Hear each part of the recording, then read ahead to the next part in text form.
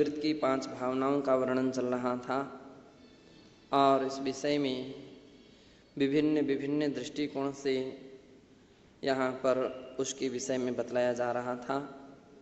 विशेष करके अंगार धर्मामृत में व्रत की रक्षा के लिए हमें क्या क्या करना चाहिए, किन किन बातों का पालन करना चाहिए, उसके विषय में बतलाया था कि स्वामी के द्वारा अनुज्ञात व उचित वस्तु का ही ग्रहण करना चाहिए, जो उनसे अनुज्ञा ली गई है उसको ही ग्रहण करना चाहिए। और दूसरी बात बतलाई गई थी, अनुमति प्राप्त वस्तु में भी आसक्ति नहीं रखना चाहिए।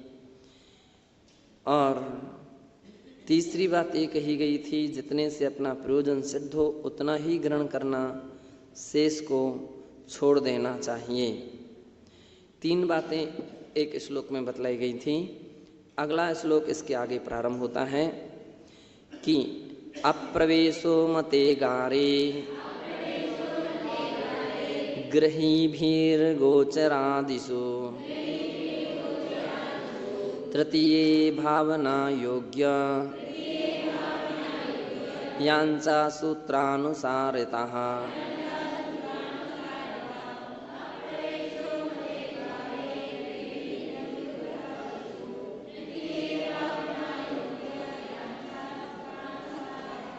बतलाते हैं कि अप्रवेशो अमते गारे गृहीभिर गोचरादिषु, गोचरादि करते समय, गोचरादि का अर्थ होता है आहार आदि के लिए जाते समय जिस गृह में स्वामी का प्रवेश की अनुमति ना हो वहाँ प्रविष्ट होना ये दोष है।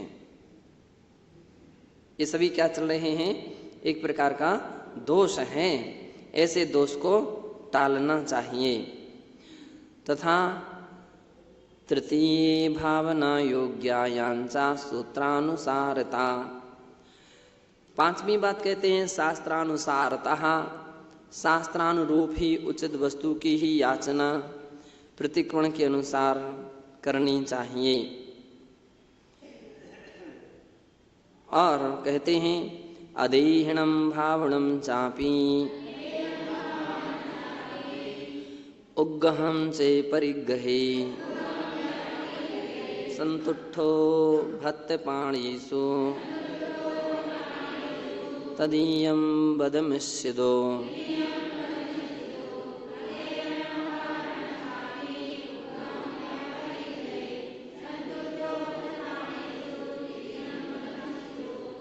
शरीर की असुचिता के अनित्यता के विषय में विचार करना चाहिए।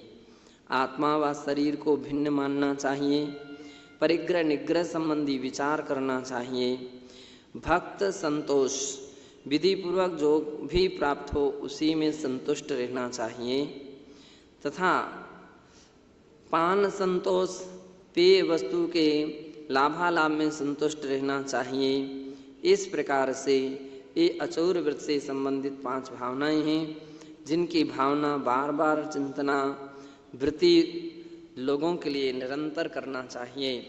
जो इस प्रकार की वृत्तियों अपने व्रतों की भावना का विचार करते हैं, निरंतर चिंतन करते हैं, वे अपने व्रतों का अच्छी तरह से पालन कर सकते हैं। और जो व्यक्ति अपनी भावनाओं का विचार नहीं करते, चिंतन नहीं करते, उनकी व्रतों का पालन नहीं हो सकता है। तो इसलिए यहाँ पर ऐसा कहा है, एता अचौर्य व्रत संबंधिन्यः 5 भावना व्रतिना भावनीयः। इस प्रकार से अचौर्य व्रत संबंधी 5 भावनाओं को व्रती लोगों को निरंतर भावना चाहिए। आदि पुराणे भी भावना एवं निर्दिष्टः, आदि पुराण में भी इसी प्रकार से 20वें सर्ग के 163वें श्लोक में ऐसा निर्देश किया गया है। मितोचिताभ्युनुज्ञात ग्रहणान्यग्रहोऽन्यथा संतोषो भक्तपाने च तृतीय व्रत भावना।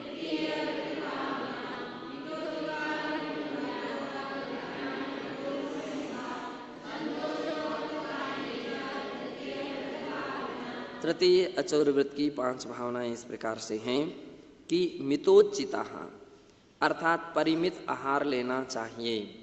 आहार कैसा लेना चाहिए?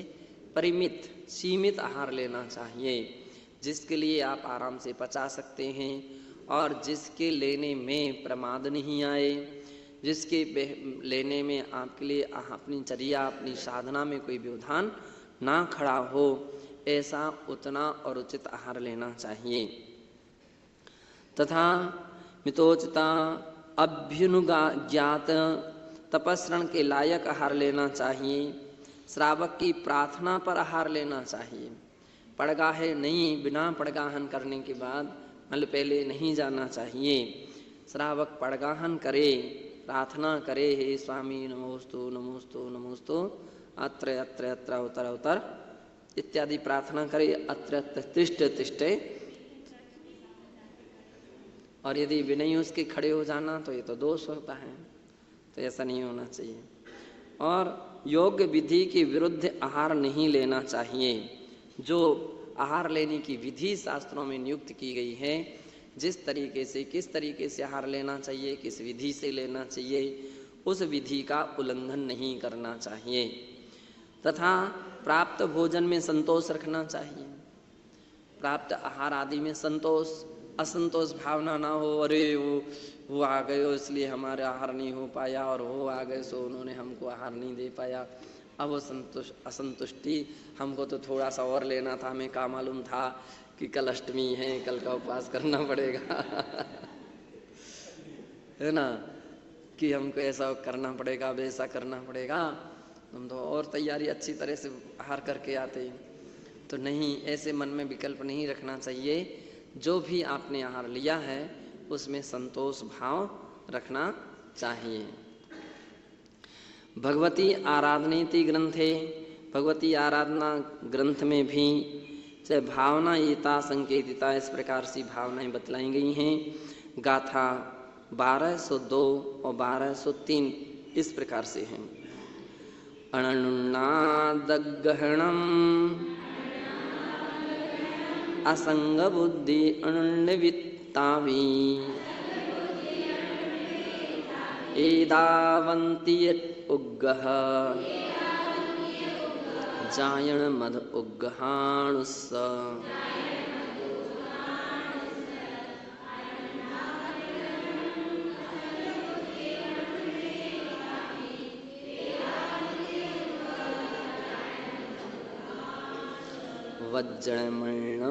वज्रमणादग्गेह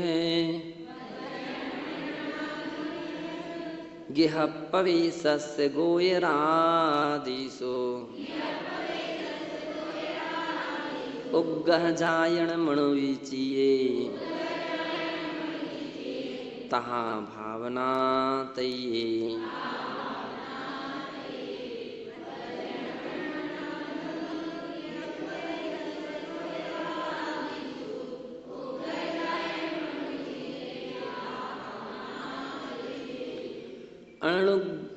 अणुदग्गहणम अर्थात जो उपकरण हैं, और अपने लोगों के उपकरण क्या हैं? पीछे है, कमंडल है, शास्त्र हैं। एक दिन बतलाया गया था कि किसी की दूसरी की सामग्री को पहली बात तो लेना ही नहीं चाहिए। यदि अपनी सामग्री है तो आप दूसरे की सामग्री का उपयोग मत कीजिए, प्रमाद को छोड़िए, अपनी सामग्री को उठा करके लाइए। और सामग्री है और इसके उपरांत भी आप दूसरे की सामग्री का उपयोग कर रहे हैं तो ये तो प्रमाद है, ये गलती है। तो ऐसी गलती नहीं करना चाहिए। दूसरी बात ये कह रहे हैं, कदाचित ऐसी स्थिति खड़ी हो जाए कि आपका उपकरण कोई खराब हो गया है और अथवा सुधर रहा है, या है ना, तो ऐसी स्थिति में दूसरे के उपकरणों को अनुज्ञापूर्वक लेना चाहिए। प्रयोग करना है, पुस्तक, अपनी पुस्तक गुम गई है, नहीं दिख रही है, तो आपको पुस्तक का उपयोग करना है, तो फिर उसके मालिक से पूछिए जो उस पुस्तक का स्वामी है। तो कह रहे उपकरणों को स्वामी की आज्ञा के बिना ना लेना, है ना। भले रखिए, पुस्तक रखिए यहाँ पर, लेकिन बिना अनुमति के अपन उसकी पुस्तक को नहीं ले सकते हैं। किसी का पेन भी रखा है, अब वो पेन है, किसी ना कोई उसका स्वामी है, तो हम उसकी बिना अनुमति के वो सामग्री नहीं ले सकते हैं। तो कह रहे हैं उसको ग्रहण नहीं करना चाहिए। असंग बुद्धि। और दूसरी बात क्या दी है? अनुज्ञा से गृहीत वस्तु में भी आसक्ति ना रखना। आपने आज्ञापूर्वक तो सामग्री ले लिया है, लेकिन उसमें आसक्ति भाव नहीं होना चाहिए। तो बहुत अच्छी है, तो बहुत अच्छी है, हमारी तो इच्छा हो रही है कि इसको हम तो रखे रहें, हमारी इच्छा हो रही है कि बिल्कुल ना दें इसको। भैया बहुत, मुझको तो बहुत अच्छी लग रही है, अब आप बतलाओ। तो ऐसे कुछ लोगों की धारणा रहती है। तो आसक्ति भाव रहते हैं। आसक्ति भाव, दूसरे की वस्तु है उसमें आसक्ति होती है और आसक्ति के कारण उसको लेने के भाव हो जाते हैं। तो भैया पराई वस्तु को पराई समझो, उसमें आसक्ति मत रखो। तीसरी बात कह रहे हैं, निज प्रयोजन बताकर कोई वस्तु नहीं लेना। निज प्रयोजन बता करके अपने प्रयोजन को एदावंती उग्गह जायणम, अपना प्रयोजन बता करके कोई वस्तु नहीं लेना चाहिए। चौथा कहते हैं, यदि दाता इच्छा से देगा तो मैं सब ले लूंगा, ऐसी भावना नहीं करना। अगर कोई हमें दे तो हम तो बिल्कुल मना नहीं करेंगे, हम तो लेते ही लेते जाएंगे, जितनी देते जाएंगे उतनी लेते जाएंगे। तो इस प्रकार की जो भावना अपने मन में नहीं रखना चाहिए। ज्ञान व चारित्र में भी उपयोगी वस्तुओं का ही ग्रहण करना तथा अनुपयोगी वस्तुओं की याचना नहीं करना चाहिए। ज्ञान चारित्र के साधक भी हैं, तो जो ज्ञान चारित्र में साधक हैं ऐसी उपयोगी ही वस्तुओं को ग्रहण करना चाहिए। लेकिन अनुपयोगी सामग्रियां, जिसका कोई खास उपयोग नहीं रहता है, उसका, या जो ज्ञान और चारित्र में साधनभूत नहीं है, ऐसी वस्तुओं का ना तो याचना करना चाहिए और ना उसका संग्रह करना चाहिए। हमको अमुक सामग्री दे दो, अमुक सामग्री दे दो, अमुक सामग्री दे दो, नहीं। सामग्री जो ज्ञान और चारित्र में साधक हुआ करती है वही साधुजन रख सकते हैं, उसको ही लिया जा सकता है और उसको ही दिया जा सकता है। जो ज्ञान चारित्र में अनुपयोगी नहीं, उपयोगी नहीं है, उसकी याचना नहीं करना चाहिए और ना ग्रहण करना चाहिए। गृह स्वामी द्वारा प्रवेश की आज्ञा नहीं हो तो घर में प्रवेश ना करना चाहिए। ये भी जब तक अपन कई जगह ऐसे स्थान पर जाते हैं, विहार करते हैं, कोई घर का मालिक नहीं है, कुछ ही नहीं है, अब है तो उसका स्वामी लेकिन उपस्थित नहीं है या आया नहीं है, तो ऐसी की ऐसी अपन को नहीं जाना चाहिए। उसका कोई ना कोई व्यक्ति मालिक हो या कोई ना कोई अनुमति लाने वाला हो और जो अपनी जिम्मेदारी से कहे कि हाँ हम उनसे पूछ करके आए हैं, आप इसमें ठहर जाइए, या उसका मालिक आता है तभी ठहरना चाहिए और बिना उसके मकान में प्रवेश नहीं करना चाहिए। इसी प्रकार से और भी कोई भी ऐसे स्थान रहते हैं, चाहे जहाँ अपन चले गए, चाहे जहाँ बैठ गए, चाहे जहाँ कोई सामग्री उठाने लगे, चाहे जिस प्रकार से कोई है ना कोई भी सामग्री का प्रयोग करने लगे, तो नहीं, उस सामग्री का प्रयोग नहीं करना चाहिए। तो उसके घर में गृह प्रवेश के विषय में यहाँ पर निषेध दिया है। और आगम से अविरुद्ध ही संयोपकरण की याचना करना चाहिए। किसकी याचना करें? जिससे आगम में कोई निषेध ना हो, आगम से किसी प्रकार का कोई व्यवधान ना आता हो, ऐसी ही वस्तु को याचना करना चाहिए। यानी उसको ही अपने लिए साधुओं को अपने गुरु से उसके विषय में बतलाना चाहिए, पूछना चाहिए या उसको मांगना चाहिए।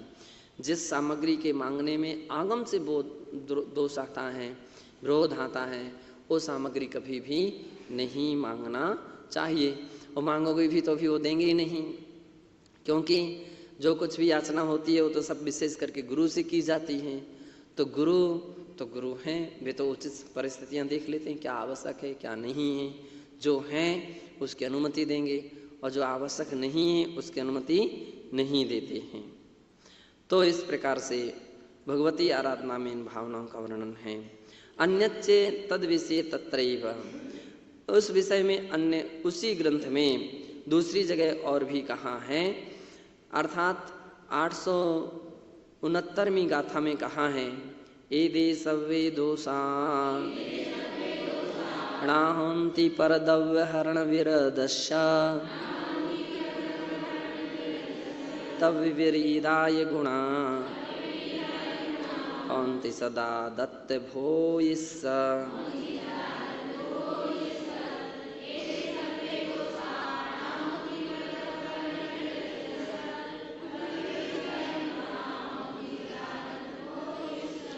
इसके अतिरिक्त इसी संबंध में वहाँ गाथा 869 में कहा गया है कि जो परद्रव्य का हरण का त्यागी होता है उसे ये सब दोष नहीं लगते हैं, तथा जो दत्त वस्तु का ही उपभोग करता है उसमें उक्त दोषों के विपरीत गुण ही प्रकट होते हैं।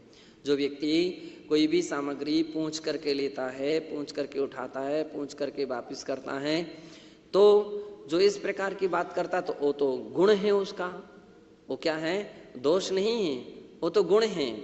लेकिन बिना पूंछ करके लेना ये तो क्या हो जाएगा, दोष है।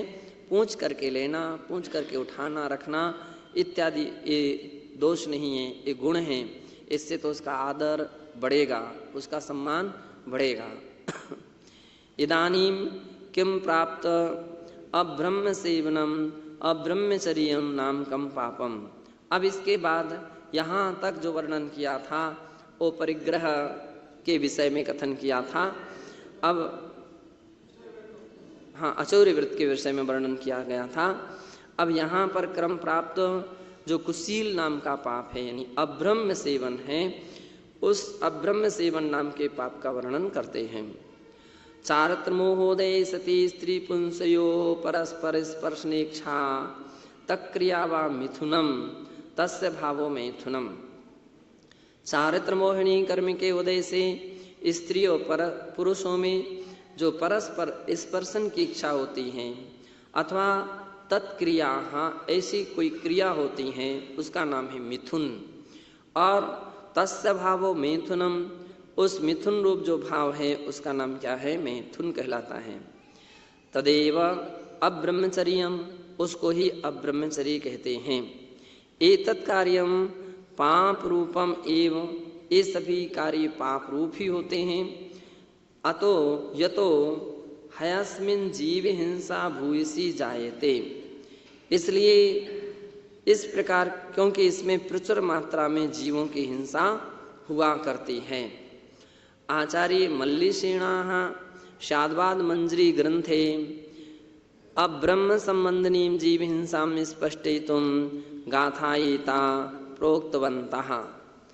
आचार्य मल्लिषीण नाम के आचार्य हुए जिन्होंने शाद्वाद मंजरी ग्रंथ की कारिका 23 में अब्रह्म संबंधी जीव हिंसा के विषय में स्पष्ट करते हुए इस प्रकार से गाथा कही हैं। कुतश्चित उद्धताः प्रोक्तवन्तः।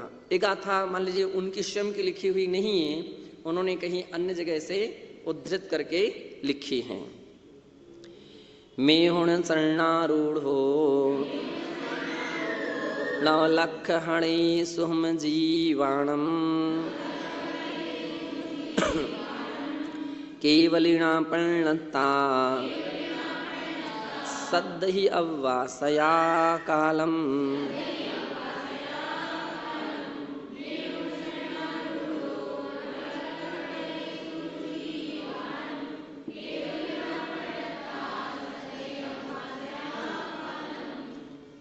मेहुण शरणारूढ़ो, जो मैथुन संज्ञारूढ़ हैं यानी ऐसे कार्यों में तल्लीन हैं, तो उस मैथुन करने में 9 लक्ष हवि सुहम जीवाणम, 9 लक्ष अर्थात 9 लाख सूक्ष्म जीवों की विराधना होती है। और ये सभी जीव कौन से हैं, त्रस हैं, त्रस जीवों की विराधना होती है। ऐसा केवली भगवान ने परिणता, केवली भगवान ने कहा है। इसके विषय में सया कालम सद् हि दव्वा, हमेशा श्रद्धा रखना चाहिए, विश्वास रखना चाहिए। इत्थि जोनिये संभवन्ति वेन्द्याउजे जीवा इक्को वा दो वा त्रीण्य लक्ष पुहुत्तम च उक्कसम पोषम।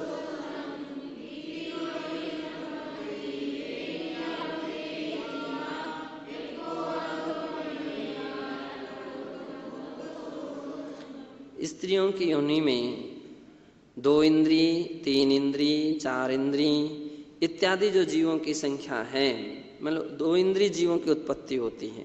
वे इंद्रियाओ जेव जीवा संभवंती, 2 इंद्रिय जीव होते हैं और वो इक्कोवा, 2वां, 3वा, 1, 2, 3 से लेकर के लख पोतम उक्कसम उत्कृष्ट रूप से लाखों जीव तक यह संख्या पहुंचती है। इतनी जीव राशि हुआ करती हैं। पुरुषेण सह गयाये तेसिं जीवाणोय उद्दवणम् वेणुगदिठन्तेणम् तत्तायसलागणायणम्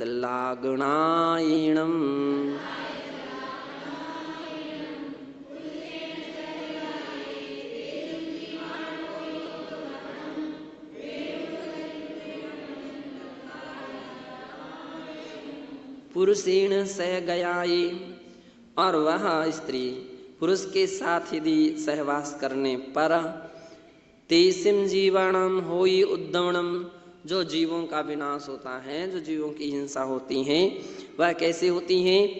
वेणुगदि ठंतणम तत्ताय सलागणठाये, अर्थात सलाई को बांस की नली में डालने से नली में रखे तिल भस्म हो जाते हैं, उसी तरह उन जीवों का विनाश होता है।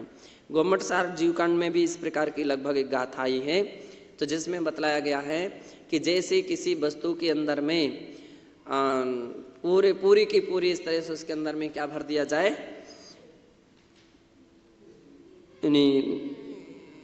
तिल भर दिया जाए और लोहे का गोला या लोहे की सरिया गरम करके उसमें डाल दिया जाए, तो सारे के सारे वे तिल के जो दाने हैं वो नष्ट हो जाते हैं, समाप्त हो जाते हैं, जल जाते हैं। उसी प्रकार से मैथुन करने में भी इतनी जीवों की प्रार्थना होती है। पंचिंद्रिया मनुष्या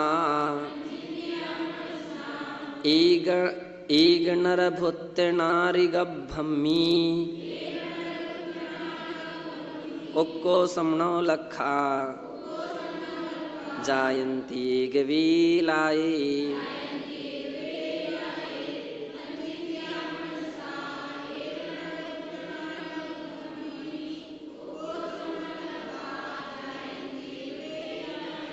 कहते हैं कि पंचेंद्रिय मनुष्य, तो जो पंचेंद्रिय मनुष्य, नीचे मनुष्य संज्ञा छूट गई है, तो बतला रहे हैं कि पंचेंद्रिय मनुष्य एक नर भूत नारी गभ्भमी, एक बार विषय भोग करने के उपरांत नारी के गर्भ में 9 लाख मनुष्यों की मलजी उत्पत्ति हो जाती है। उक्कसम 9 लखा जायंती एक वीलाए, एक बार के विषय सेवन में भी 9 लाख जीवों की उत्पत्ति हो जाती है। विज्ञान भी इस बात के लिए स्वीकार करता है कि ऐसी स्थिति में क्या बहुत सारे जीवों की उत्पत्ति हो जाती है, लेकिन फिर क्या होता था, वो बहुत सारे जो जीवाणु रहते हैं वो प्राय करके खत्म होते जाते हैं। अंत में जाकर के कोई एक जीवाणु ऐसा रहता है कि जो सेचित हो जाता है, बाकी असेचित रूप में नष्ट हो जाते हैं। एकाध कोई ऐसा रहता है वो फिर उस स्त्री के गर्भ में पुत्र के रूप में उत्पन्न होता है। नवलक्षाणम मध्ये जाई कस दुर्णया समति शेषा पुण एमेवया विलयम बच्चन्ति तथैव।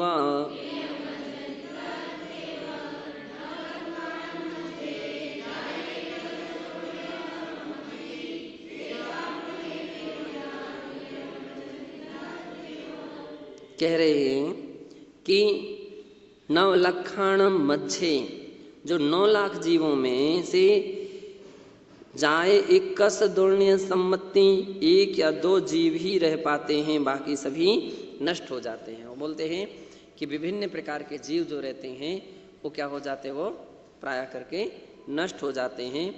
1 या 2 जीव का अर्थ होता है कि जितने गर्भ धारण करेगा, जितनी संतान उत्पन्न होगी, तदनुरूप ही उतना ग्रहण कर लेता है। मान लीजिए 1-2 जीव को ग्रहण किया तो उसकी 2 संतान हो गई। कभी कभी ऐसा देखा जाता है 3, 4, 5 पशु पक्षी वगैरह जो पशु जो रहते हैं, जो अधिक एक साथ बच्चों को जन्म देते हैं, तो वे उतने सिंचित यानी उतने वो उसको ग्रहण करते हैं, तो इस कारण से उतने जीव उत्पन्न हो जाते हैं। सामान्य तौर पर वे सभी जीव क्या हो जाते हैं, शेष जीव खत्म होते जाते हैं, मात्र 1-2 ही जीवित रहते हैं। भगवती आराधनेति ग्रंथे चेत् तथ्यमेतत् समर्थितम। भगवती आराधना ग्रंथ में भी इस तथ्य के विषय में समर्थन किया है। अवियवहो जीवाणम मेहुण सेवाय होई बहुगाणम तिलनाली तत्ता सलाय वे सोय जोड़िए।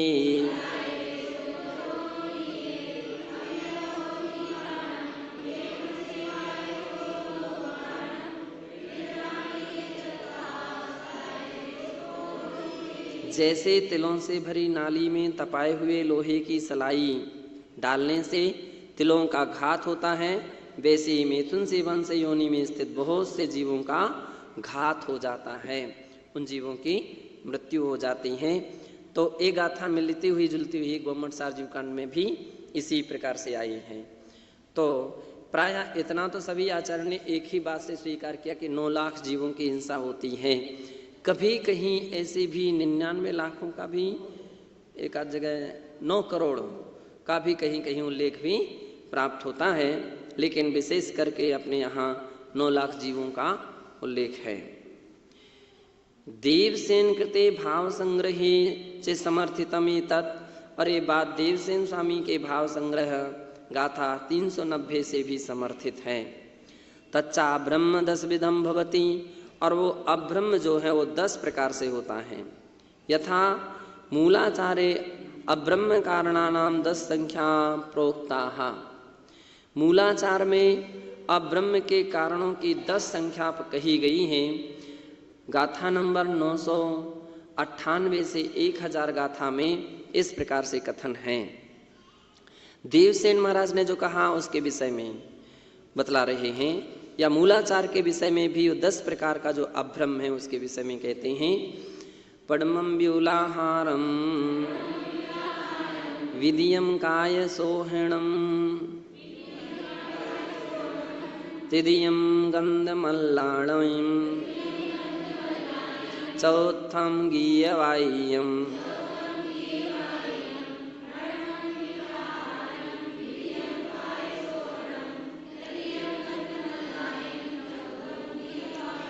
तो शयन शोधनम पिया इत्थि संसग्रहम पे अथ संगहणम पौवरदी शरणमिदम मिंदिय विषयरदी पणिदिरसा सेवा 10वें अब्धम्भिणम संसार महादुहाण मावाहाम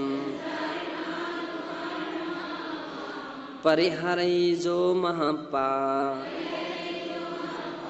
सोदन बंभदो होदी।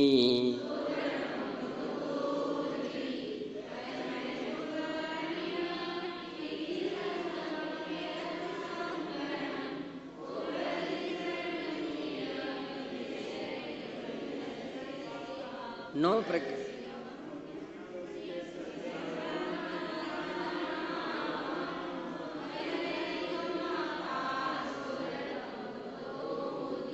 10 प्रकार के अब्रह्मों में पहला अब्रह्म है पद्मम व्यूलाहारम, विपुल आहार करना, अधिक आहार करना, ये पहला अब्रह्म है।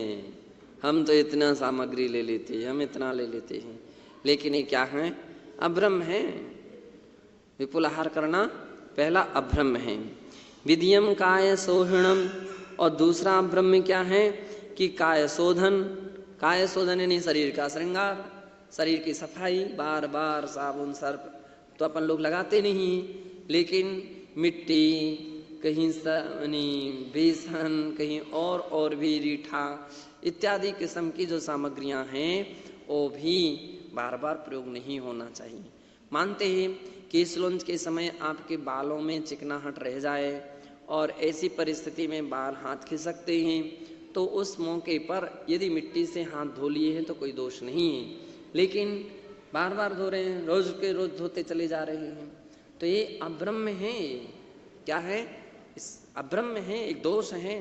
और कितना बड़ा दोष है कि अब्रह्म के 10 भेदों में दूसरा भेद है कि जो बार बार इस प्रकार की सामग्री का प्रयोग करते हैं। हाँ, रगड़ना, घिसना, कहीं बेसन से, कहीं नींबू से, कहीं और भी सामग्री से ये दोष हैं। तो अपन को समझना चाहिए कि इससे अपन को बचने का प्रयत्न और प्रयास करना चाहिए। कुछ लोग क्रीम या कोई और भी ऐसी सामग्रियां साधुजन कभी प्रयोग नहीं करते हैं, तो ऐसी सामग्री का प्रयोग नहीं करना चाहिए। और तीसरा क्या है? तदीयम गंधमालायम। और तीसरा गंधमाला। गंधमाला का अर्थ क्या होता है कि फूल माला अथवा पुष्प अथवा सुगंधित तेल। तो जितने भी अपन लोग सुगंधित तेल का प्रयोग क्यों नहीं करते हैं? इसलिए नहीं करते हैं कि सुगंधित तेल लगाना भी एक अभ्रम है। उससे राग भाव जमे, राग भाव जगता है। अरे वो तेल बहुत अच्छा रहता, वो नवरत्न है, वही में गंगे है और अमुक है, वो बहुत अच्छा रहता है, अच्छी सुगंध आती है उसकी, तो बहुत अच्छी सुगंध आती है, तो सुगंध आती है। तो पहली बात है अब्रह्म सेवन कर रहे हो, ये दोष लग रहा है। एक दोष हो रहा है। और दूसरा दोष क्या है कि जो फूलों से जो अर्क निकाला गया, जिससे वो सेंट आदि तैयार किए गए हैं, वहां पर उन जीवों की आराधना हुई है। तो उस मात्रा में भी बहुत सारे असंख्यात जीवों की अथवा जितने भी जीवों की आराधना हुई असीमित रूप में, तो वहाँ हिंसा भी हुई है। अपन लोग, बहुत से लोग बोलते हैं अब वो तो हो गई, हम थोड़ी करा रहे हैं, आप प्रयोग कर रहे हैं ना। उस हिंसक सामग्री का प्रयोग करना भी हिंसा कराने के बराबर हुआ करता है। यदि ऐसी सामग्री का प्रयोग चलता जाएगा तो वहाँ अधिक मात्रा में और भी माल जितना बाजार में बिकेगा, जितना सप्लाई होगा, वहाँ पर और उतने अधिक मात्रा में जीवों की आराधना होगी। तो जब अपन देखेंगे तो आराधना करना तो शायद फैक्ट्री वाले का उद्देश्य कम रहा है, लेकिन ग्राहक की दृष्टिकोण से उसको तो पैसे कमाना थे, तो इसलिए उसने किया है। और उसका मुख्य दोष किसके ऊपर आएगा? जो उसका उपयोग करता है। इसलिए सुगंधित ऐसी सामग्री का अपन लोग उपयोग नहीं करते हैं। ऐसे सुगंधित तेल अब लगा दिया, किसी ने लगा दिया तो आप तो मना कर सकते थे। ऐसा तो है नहीं कि आप मना नहीं कर सकते हैं। आप मना नहीं कर रहे हैं तो इसका मतलब है कि आप की अनुमति है, आपकी सहमति है, आप उसमें सहभागिता दे रहे हैं। और कोई कैसे लगाएगा? अपन सो तो रहे नहीं हैं कि कोई सो रहे हों, कि नींद में हों, कि बेहोशी में हों, कि भाई हमको पता ही नहीं पड़ा कब लगा के चला गया, क्या हो गया। सुगंधित तेल तो इतनी दूर तक गंध आ जाती है, वहाँ कोई लगाए तो यहाँ तक उसकी गंध आ जाती है।